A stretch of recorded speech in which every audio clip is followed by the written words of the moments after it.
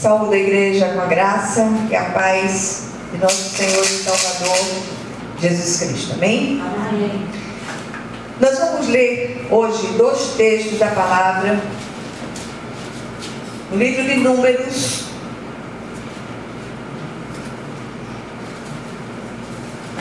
capítulo 11.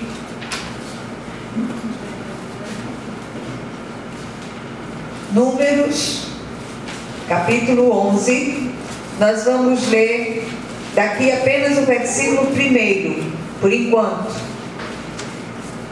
Depois nós vamos para Êxodo, aliás, para Números 14. Números, capítulo 11, versículo 1, e depois o capítulo 14 deste mesmo livro. Amém? Todos acharam? Hoje tem um varão no nosso meio. Não posso usar, os pronomes no feminino. Então, capítulo 11 do livro de Números, versículo 1, diz assim: queixou-se o povo de sua sorte aos ouvidos do Senhor. Ouvindo o Senhor, acendeu-se a ira, e fogo do Senhor ardeu entre eles e consumiu extremidades do arraial. Aí a gente vai para o capítulo 14. Primeiro a gente vai ler de 1 a 3, depois 27 e 28. Mas eu queria que vocês deixassem a Bíblia aberta nesse livro. Nós vamos voltar a ele. De 1 a 3 do capítulo 14 diz assim: levantou-se, pois, toda a congregação e gritou em voz alta, e o povo chorou aquela noite.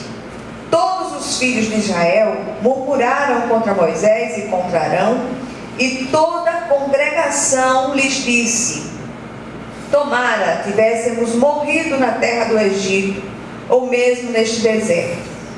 E por que nos traz o Senhor a esta terra, para cairmos à espada e para que nossas mulheres e nossas crianças sejam por presa? Não nos seria melhor voltarmos para o Egito?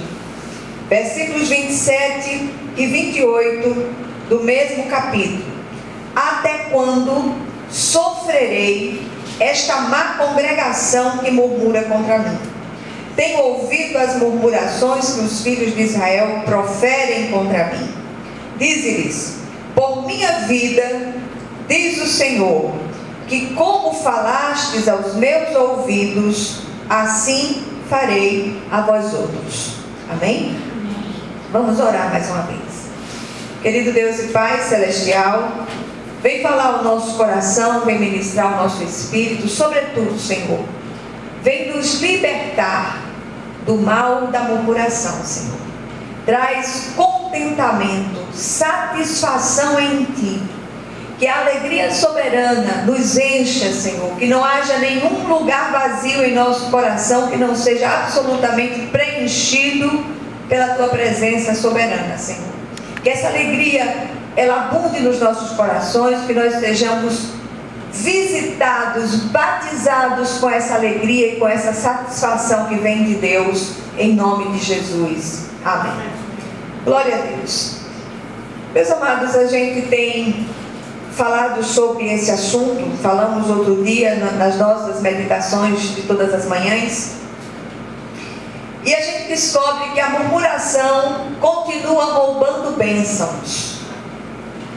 Essa é uma das coisas que entristecem profundamente o coração de Deus, é encontrar um servo ingrato, um servo murmurador, aquela pessoa que está sempre às voltas, com uma insatisfação, com uma necessidade, que muitas vezes a gente descobre que o murmurador, ele não está murmurando por causa de uma necessidade real, ele está murmurando porque há uma insatisfação no coração dele, e essa insatisfação já vira uma patologia, já vira uma doença.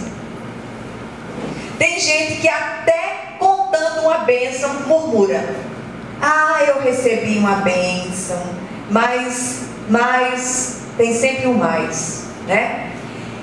Se tivesse sido assim, teria sido melhor. Ô infeliz, tu não recebesse a bênção, glorifica o Senhor, levanta as mãos para os céus e dá glória a Deus. Olha para quem está do teu lado, vê as necessidades que estão à nossa volta. Meu Deus, quanta gente passando por reais necessidades.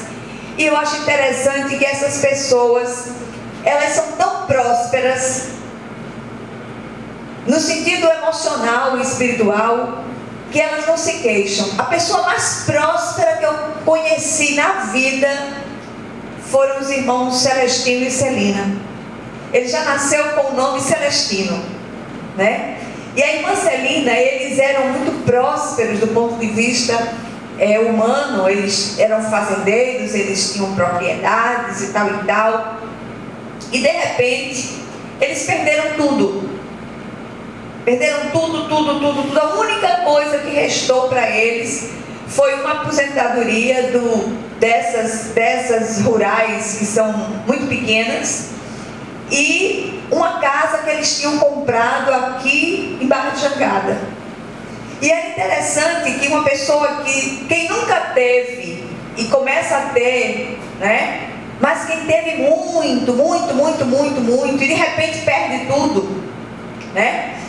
A gente imagina que essa pessoa vai fazer milhões de perguntas a Deus: por que eu estou passando isso? E os irmãos amados, eles sofreram um assalto dentro da casa. Meninos que moravam ali nas proximidades da favela, que eles conheceram pequenininhos, já adolescentes, entraram, roubaram, atiraram no casal. Seu Celestino morreu já com ditosa velhice e tinha uma bala alojada na coluna, no lugar que ele não podia mexer. Dona Celina teve a perna esfacelada pelo tiro e foi um drama familiar muito grande. Mas eles glorificavam o Senhor em tudo. Foi dito pelo médico que ela não recuperaria os movimentos. O Senhor restaurou o osso da perna de Dona Celina. Ela voltou a andar, ela fazia tudo. Morreu com 84 anos, sozinha em casa, fazia tudo.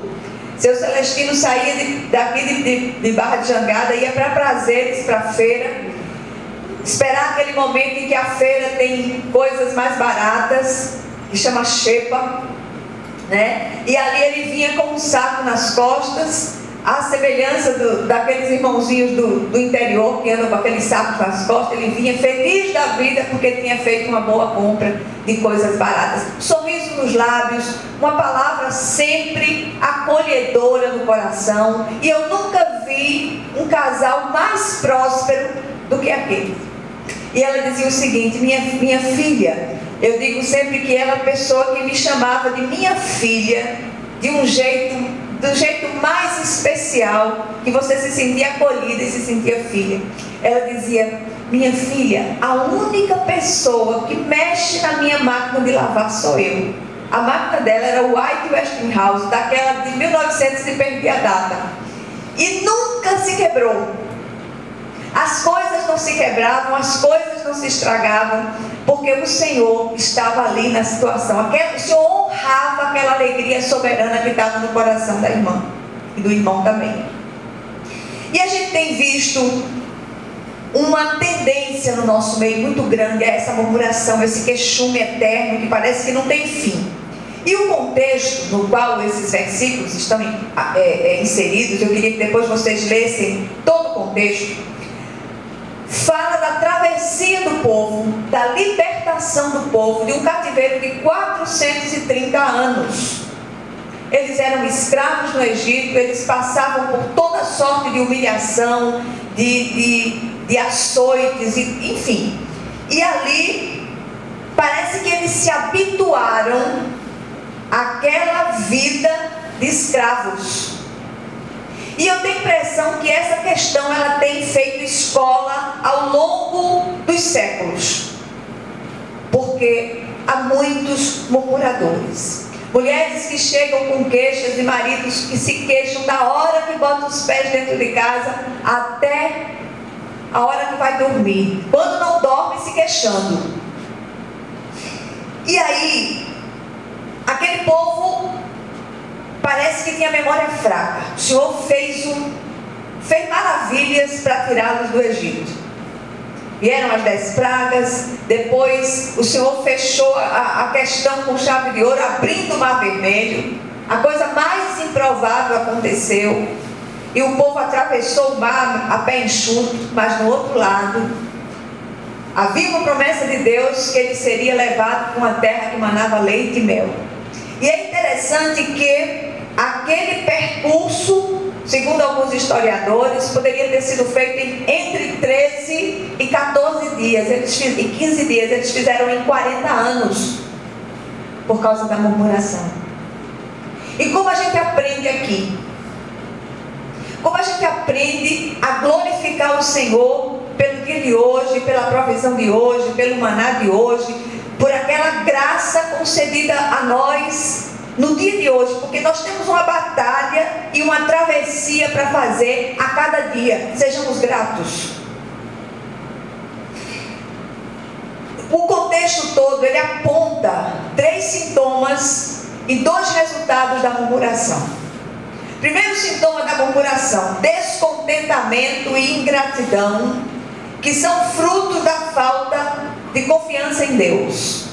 E aí, os versículos 1 do capítulo 11 e 1 a 3 do capítulo 14, eu vou juntar agora para a gente ter uma ideia do todo. Queixou-se o povo de sua sorte aos ouvidos do Senhor. Olha só, queixou-se o povo de sua sorte, o povo liberto.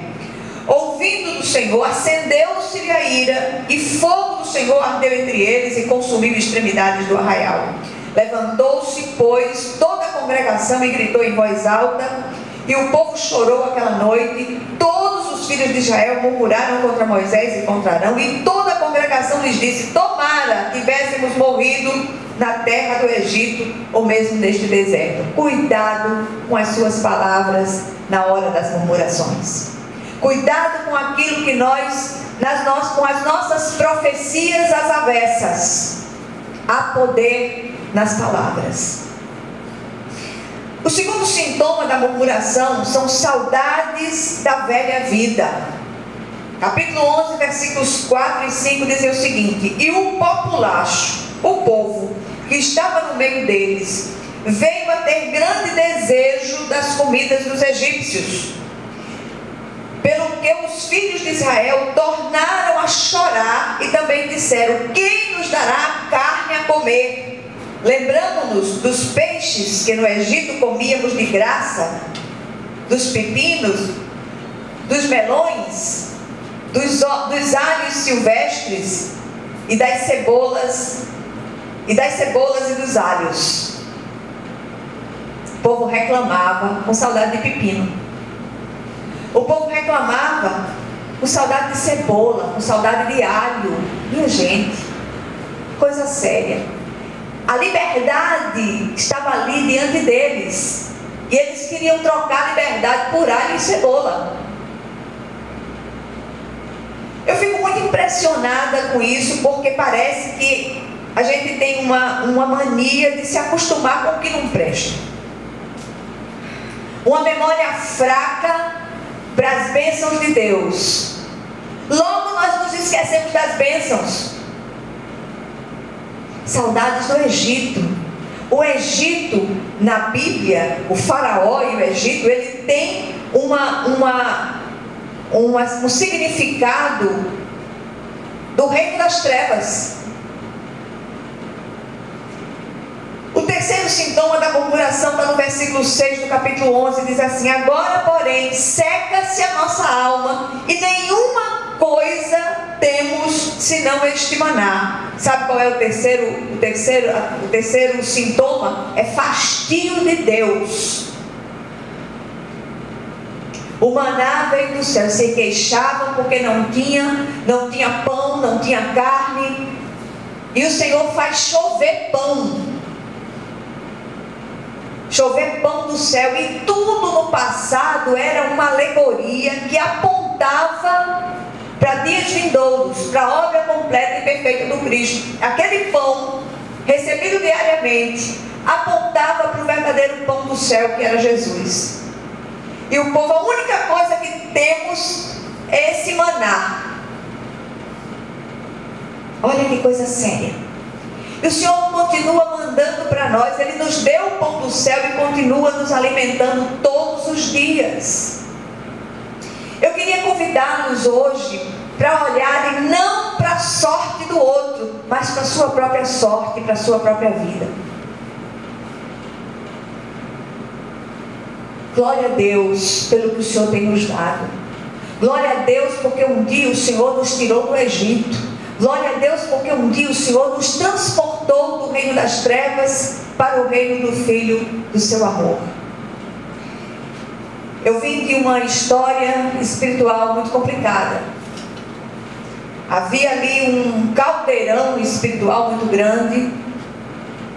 E havia uma escravidão, aquelas coisas todas, as quais minha mãe servia no passado e nos ensinou a servir.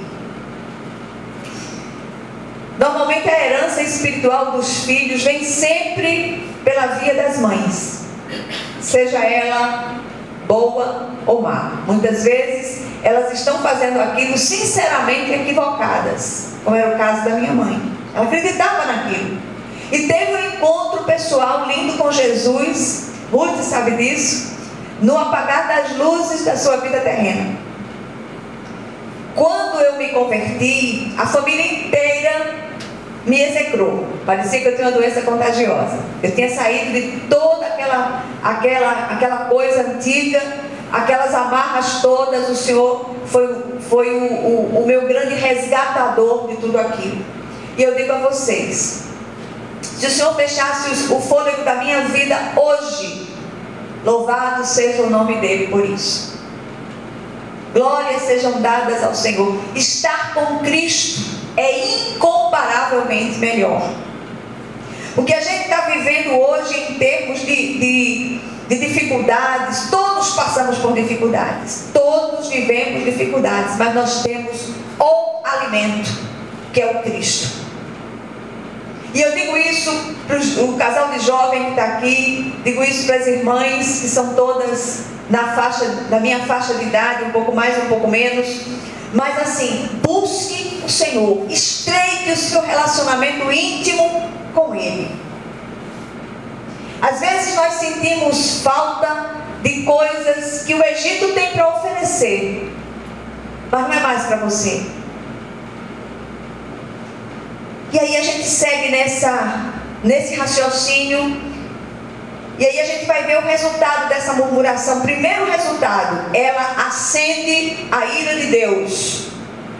Versículos 11 e 12 do capítulo 14 dizem assim: Disse o Senhor a Moisés: Até quando me provocará este povo e até quando não crerá em mim, a despeito de todos os sinais que fiz no meio dele? Com pestilência o ferirei e o deserdarei, e farei de ti povo maior e mais forte do que este. Bondade e severidade são atributos do mesmo Deus. Uma geração inteira morreu no deserto, do mesmo jeito que profetizou.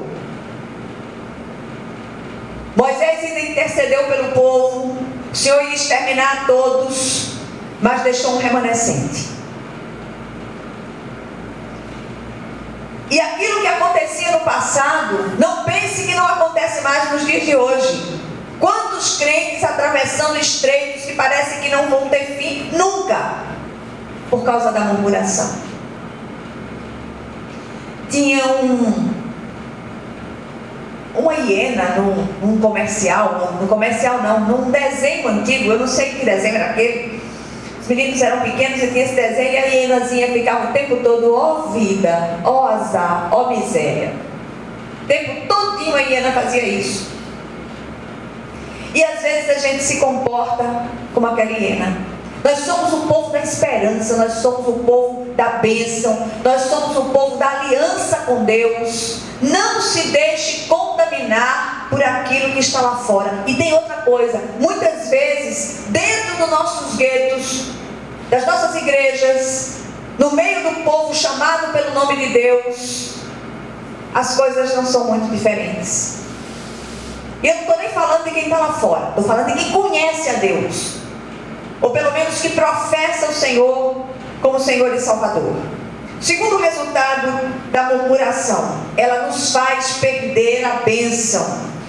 Capítulo 14, versículos 22 e 23. Nenhum dos homens que, tendo visto a minha glória e os prodígios que fiz no Egito e no deserto, todavia me puseram à prova já 10 vezes e não obedeceram a minha voz, nenhum deles verá a terra que com juramento prometi a seus pais. Sim, nenhum deles que me desprezaram o verá.